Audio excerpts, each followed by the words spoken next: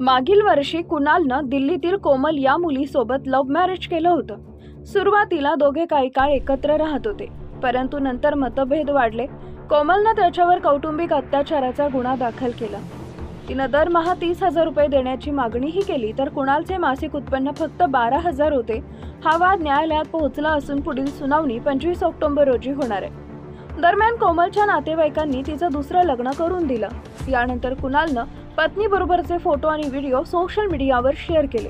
ते photo viral झाले आणि सासरच्या कुटुंबियांकडून कोमलला याबाबत प्रश्न विचारले जाऊ लागले, ज्यामुळे परिस्थिती अधिक चिघळली।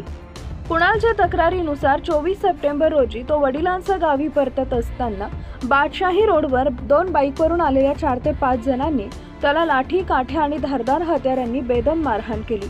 हा हल्ल्यात मुलगी, तिचे वडील सतीश आणि काका राकेश यांचा थेट सहभाग असल्याचा आरोप आहे। दरम्यान आरोपी विरुद्ध गुन्हा दाखल करण्यात आला असून पुढील तपास सुरू आहे। विवाहानंतर पत्नीचे फोटो सोशल मीडियावर टाकण्याचा निर्णय त्याच्यासाठी जीवघेणा ठरला।